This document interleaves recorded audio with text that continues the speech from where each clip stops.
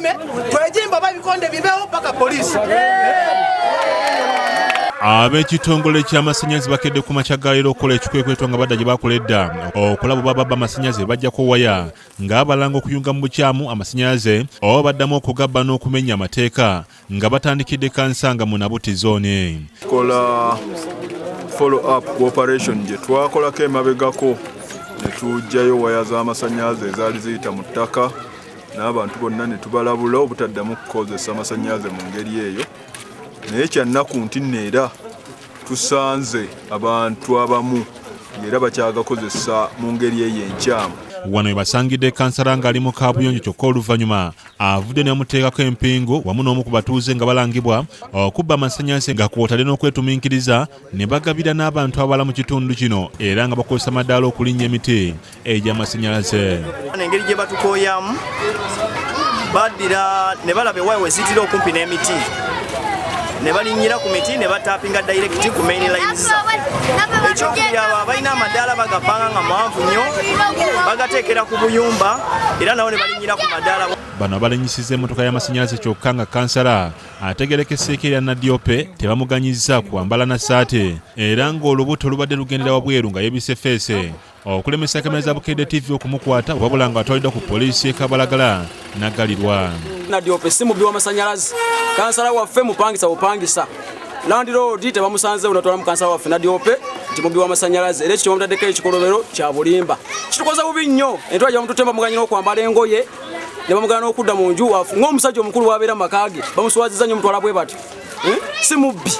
Ono agenda kuvunaanibwa ng'amateeka bwe gagamba nga binaakulira amasannyalaze ku ttabi ly'e Kabalagala. Edward Buyondo yabyogedde. Abayisa mu ttaka wenyini ate ge gakuba abantu gatta abantu abaana buli omu abooza n'engoye.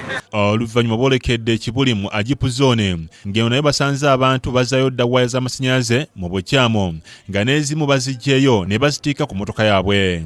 Wabula abatuuze bakukulumidde obumeme okuseera amasannyalaze nti kye kibaviirako n'okugabba. Amasannyalaze namwe muli babbi owulira nze nina bbiiru ewange nisikozesa bintu bipaasi sikozesa ki naye wagenda okujja bbiiru ng'eriko emitwalo 10 omwezi namwe muli babbi kambasomere eno basomera mukendezeeko senga bakendeeza ku masannyalaze naffe twandibadde tugabba.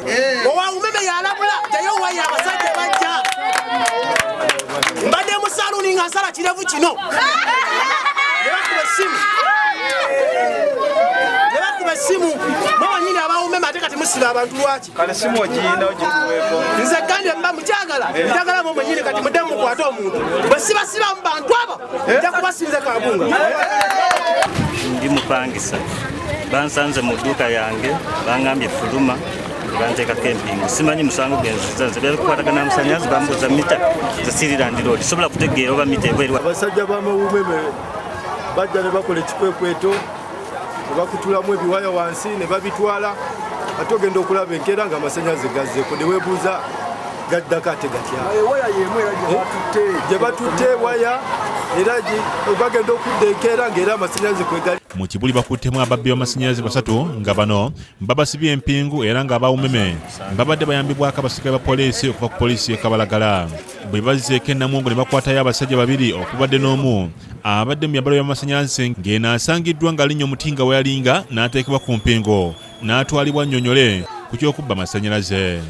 Senfuma Joseph Innocent yakusakidde gula lino ku Bukedde TV.